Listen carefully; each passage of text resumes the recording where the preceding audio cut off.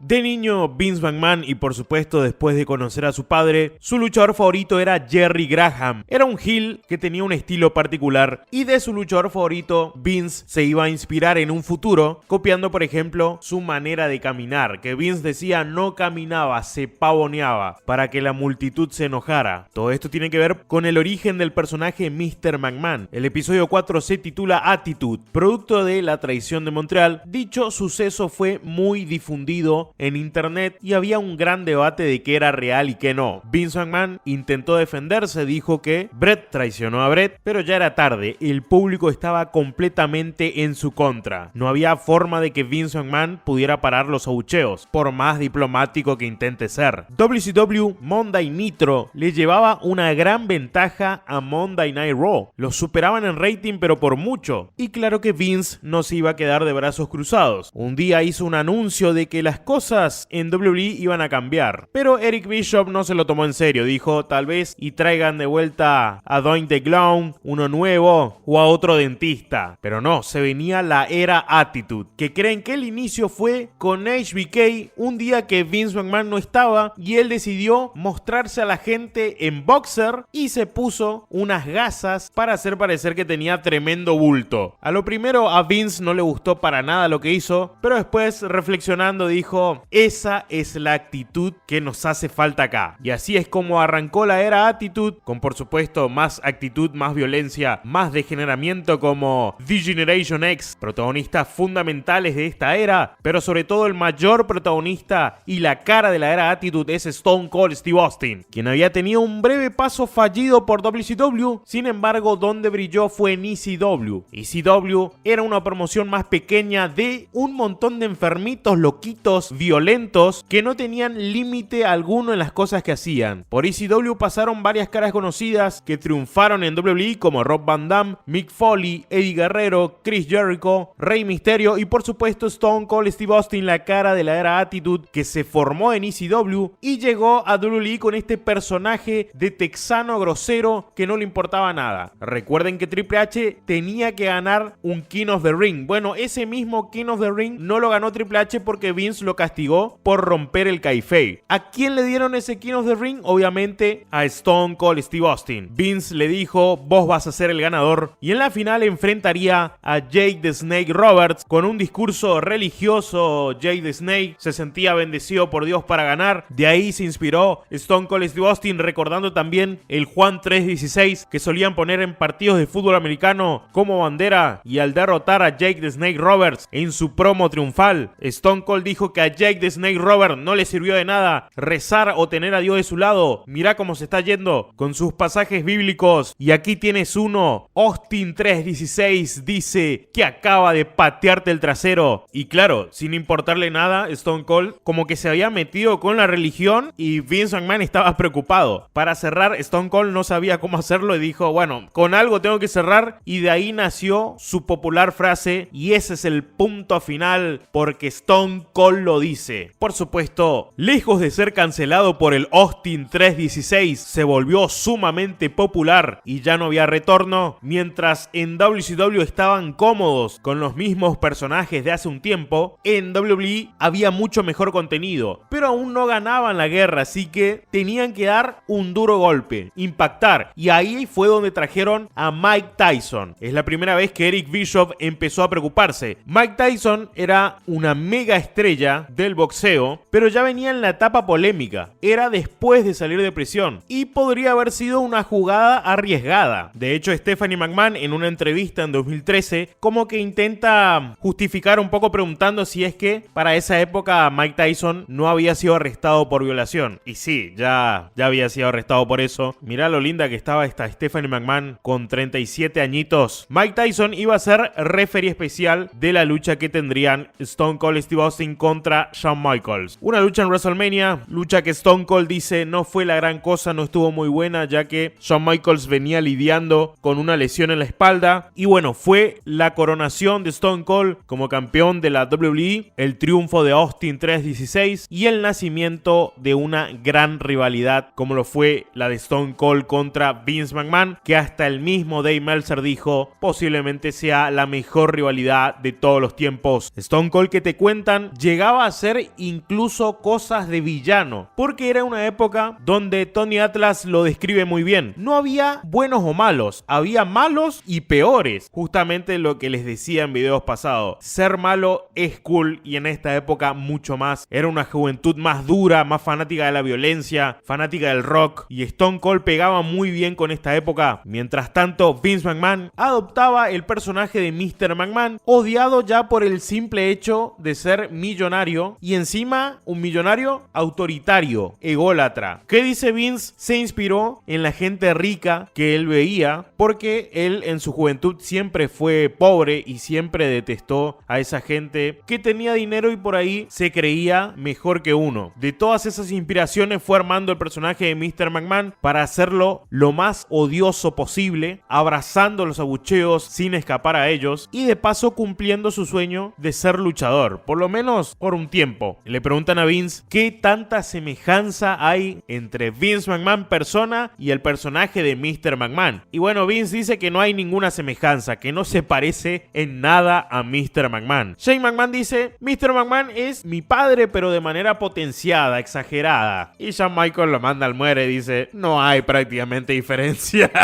entre Mr. McMahon y Vince. Hulk Hogan directamente dice que son la misma persona. Y Bruce Pritchard se sincera y habla de que Vince McMahon y Mr. McMahon es lo mismo. De hecho, cuando el personaje de Mr. McMahon hacía esos sketches gritando a los luchadores o a empleados o a quien sea, es el mismo Vince que le gritaba a él en backstage. Y bueno, Vince se ríe, nomás se hace el loco. Desde Mike Tyson combinado con la mejor rivalidad de todos los tiempos según Dave Meltzer, que fue Stone Cold contra Vince McMahon, junto a DX ya no hubo vuelta atrás y Monday Night Raw tomó la delantera. WCW Monday Nitro quedó estancada en el tiempo y Eric Bischoff dice que WWE se inspiró en WCW y lo mejoró, lo hicieron mucho mejor. Alguno era como copia, DX decía que era la copia de NWO y Mr. McMahon era la copia del personaje que tenía Eric Bischoff. Claro que sí, aceptando la derrota, diciendo obviamente tomaron de lo nuestro pero lo mejoraron enormemente y por eso ganaron. Por eso el programa de WWE era mucho más interesante y WCW ya se había quedado en el tiempo con las mismas figuras y personajes de siempre. A eso agregarle que apareció The Rock, un fenómeno que vino a golpear fuerte, el nieto del gran jefe Peter Maivia, que luchó para Vince padre, y el hijo de Rocky Johnson, que junto a Tony Atlas fueron los primeros campeones afroamericanos en pareja, hicieron historia. Al principio, Rocky Maivia era impulsado simplemente por ser el hijo de, la gente lo detestaba, era como un Roman Reigns forzado a ser face, y cuando se hizo heel junto a parte de Nation of Domination, pidió tomar la palabra, pidió responderle al público en micrófono, y fue un camino de ida. Descubrió lo bueno que puede ser en el micro, y mientras Rocky Maivia face era odiado, The Rock heel fue amado por todos y consiguió ser campeón mundial, pensando en lo histórico que es eso, el primer campeón mundial afroamericano. Pero a Vince le daba igual, él no te ve por tu color de piel, él solo ve si le puedes generar dinero, y en ese momento The Rock generaba dinero en una época dorada, y no me refiero a la era dorada sino a la era Attitude, donde la lucha era más mainstream que nunca. Quizás hoy los luchadores ganen más, pero nunca la lucha libre va a ser tan popular como lo fue en esa época. Era la tendencia, era lo que imponía, los luchadores de verdad que eran superestrellas, invitados a todos lados, y la era Attitude siguió con ese estilo violento, atrevido, desenfrenado, hasta que en un momento fueron elevando el nivel y cruzando la línea de lo éticamente correcto. Se cosificaba mucho a la mujer, el show ya estaba demasiado sexualizado, hacían cosas que hoy en día serían muy cancelables. Phil Mushnick seguía detestando a WWE y a Vince McMahon porque los shows eran completamente un degenere y porque claro, eran shows que lo miraban niños. La WWE se escudaba que no eran producto para niños, pero lo loco es que sí se vendían juguetes de luchadores. Claro, los adultos no van a comprar juguetes, aunque se escuden que son un contenido para adulto o para jóvenes adultos, la realidad es que los niños lo miraban de todas formas. Y como les digo, WWE estaba muy sexualizada, pero era una época donde todo estaba sexualizado. En todos lados la mujer era un objeto, en la televisión, en el cine, en la música, que creo hasta tiempos recientes sigue siendo sexualizada la mujer en la música, y claro que WWE no iba a ser la excepción. Tenemos un salto acá abrupto al tema de Owen Hart. Owen Hart fue muy bastardeado en WWE, le daban personajes ridículos, lo humillaban, le dieron el personaje de Blue Blazer, que era como un superhéroe tonto, y Bret Hart sentía que humillaban a su hermano para hacerle daño a él. Pero Vince McMahon niega totalmente eso, no era esa la intención. Hablan de Over the Edge, fue este pay-per-view donde Blue Blazer iba a luchar contra el Godfather por el título intracontinental, y Blue Blazer iba a hacer una entrada así colgado desde el techo como si fuera un superhéroe, que ya lo había hecho sin problema. Pero claro, algo salió mal y Blue Blazer cayó desde prácticamente la altura del techo al ring en seco, sin posibilidad alguna de sobrevivir. Obviamente a esa altura imposible. Vince McMahon dice que por suerte para el público, ¿no? Cuando pasó eso, las luces estaban apagadas, o sea que nadie vio cómo fue la caída de Blue Blazer, nadie del público lo vio. Después sintieron que algo pasó, se llevaron en camilla a Owen Hart y su muerte fue anunciada por televisión, más al público en vivo no lo anunciaron, lo dejaron como que se podía recuperar, pero no. Vince McMahon decidió continuar con el show, algo que, por ejemplo, Dave Meltzer dice no tenía que seguir con el evento, y yo coincido en ese caso. Yo creo que Vince McMahon lo pensó de manera teatral, de que sucedió la tragedia enorme esta, pero el show debe continuar, y claro, eso iba a molestar a mucho. Por ejemplo, Bret Hart decía que si seguro era su hijo el que cayó de esa altura, no creo que iba a continuar con el show, y Vince McMahon responde que sí, si era mi hijo, si era yo, me gustaría que el show continúe, pero estás hablando de vos, de tu familia. Hay otra gente que no le hubiese gustado eso, no le gustó. Y bueno, en el funeral de Owen Hart fueron las grandes personalidades de la lucha, estuvo Vince McMahon. Bret Hart no quería hablar con Vince, estaba muy enojado, hasta llegó a pensar que mataron a su hermano solamente para hacerle daño a él. Llevaron a juicio a WWE acusando a la empresa de homicidio culposo. Se analizó absolutamente todo, no encontraron que haya sido culpa de WWE, sino del fabricante del chaleco, que vino con un defecto. WWE misma demandó al fabricante de ese chaleco, y claro, a Bret se le explicó que se analizó todo y no encontraron que WWE sea culpable de algo, simplemente fue un accidente que vino de un componente defectuoso, y al saber eso Bret Hart pudo llegar a perdonar a Vince McMahon, porque claro, yo estoy totalmente seguro que Vince no quería que eso pasara. Lo de Owen Hart no sería la única tragedia que pegaría fuerte en WWE, y supongo que de esto hablaremos en el próximo resumen picante, que será el episodio número 5.